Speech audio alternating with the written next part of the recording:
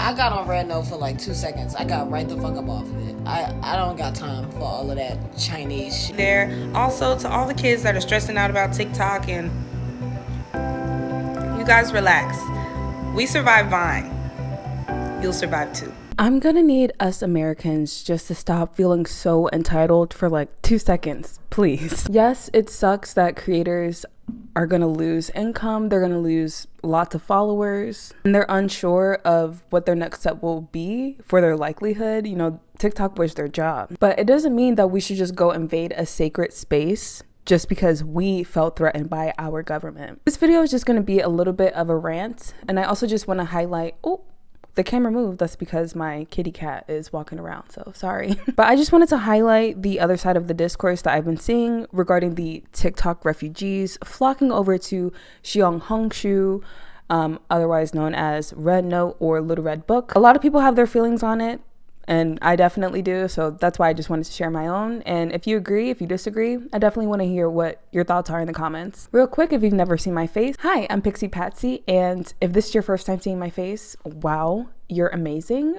for clicking on my video. You don't even know who I am. Like, mwah. Love ya. As I said, I want to talk about Americans taking over Red Note, making it the #1 app in the app stores for 2 days in a row, with almost 1 million new users in that time. So when I first saw this, you know, I did think it was funny because they're just like saying F you to American government. We're directly gonna give our information straight to China. And, you know, I didn't think anything of it, and I just went on about my day. But then very shortly, I saw a lot of Chinese Americans and a lot of Chinese users who were already on the app saying that their algorithm was completely warped and changed literally overnight because of the surge of American users. Xiaohongshu was released in 2013 and grew major popularity in 2020 and continued to grow from there. The key features of the app includes features of other popular apps. I saw someone say that like the app is pretty much just a combination of Instagram, Twitter, Snapchat, pretty much is everything all in one, which sounds pretty cool, but also overwhelming at the same time. So I guess from this viewpoint alone, I could see why TikTokers could view this app as a valuable substitute for TikTok, but that's simply just not the case. Contrary to TikTok, where yes, they are owned by the Chinese company ByteDance, all of their data and servers are hosted in the US. Obviously, this difference is important because different countries have different laws surrounding privacy, and that's why we're all in this whole debacle about TikTok going away anyway. So that's one thing to consider if you care very deeply about your data privacy. But number two, like I said, since it's a China-based app, the app is literally in Mandarin. There's no English logo. The app isn't in English. And want to know why? Because the app wasn't made for us. I was waiting for the other shoe to drop. I did not make an account. I did not download the app. I didn't even look into the app because it just didn't feel right. It just didn't sit well with me. And mind you, I'm Mexican American, okay? So had all of this happened and had basically all of us thought of invading a Mexican app, I would feel the same way. Why? Because unfortunately, I also grew up facing a lot of racism here in the US. All of us Mexicans have been called the most hateful things, all the way from our soon-to-be president all the way down. You know, we have always been told, go back to your country, speak English, you don't belong here. And I'm not even going to go into, you know, who invaded who took over whose territory and everything, right? That's a whole conversation for a whole other day. But just stop it. Just do better.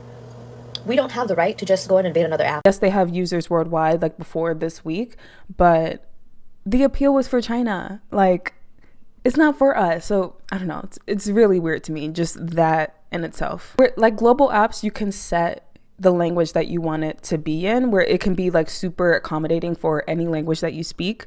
Whereas Xiaohongshu is literally a Chinese app. The name is in Mandarin. The text is in Mandarin. Yes, you can translate it, but there's still a lot of content that's going to be in Mandarin. And that's why you've probably seen a lot of TikTokers or just people saying like, time for me to learn Mandarin, time for me to brush up on my skills or whatever. I know some people in China have been very happy to see Americans on the app, and they've been celebrating the diversity and everything going on over there. And Americans feel the same way. They feel excited to have a chance to tap into Chinese culture in a way that they've never seen, in a more raw and authentic way. The CEO of Little Red Book even came out saying that they're really excited for Americans to come, but apparently it wasn't him. It was just a guy from Canada. So There's that. One thing I know for a fact that these creators and myself didn't take into account is just how censored China is. And this shouldn't be a surprise at all, because back in 1998, the Chinese government implemented the Golden Shield Project, aka the Great Firewall of China. Honestly, saying that makes me feel weird too, like that. I don't know. It feels weird. But basically that means that every mainstream and commonly used website is blocked. Through packet filtering and IP blocking, China has a very limited scope of what is accessible. This means that websites like Facebook, Instagram, YouTube, and Wikipedia are completely off limits. That brings us to today's TikTok refugees. And first, I just need to vent how much that term disgusts me, because if we just need a little reminder, here is what the word refugee means. Like I kind of said in the beginning, it's just like very ironic to me that we are the ones invading a sacred app based in a different country because we felt threatened. The entitlement. I just can't take it. So now we have a bunch of most likely ignorant American users on the app who aren't very in tap to how censored China is. And don't get me wrong, I understand these people's frustration is very valid. Like I said, TikTok creators, they're going to be losing out on their followers. They're going to be losing out on money, potential sponsorships, all that stuff. Also, users of the app will miss the routine and just the joy that the app brought them. But I also know that a lot of people got a lot of vital information from the app. That's one of the biggest reasons why I like the app, because it was just a lot of raw, real life information that you won't get on any other app, and definitely not the news. So I can see why people are really pressed to try to make another app work for them. It just like pisses me off the way this all happened, you know, like I said, with using the term TikTok refugees, when literally just turn on the news. Have you been watching the news for the past 2 years?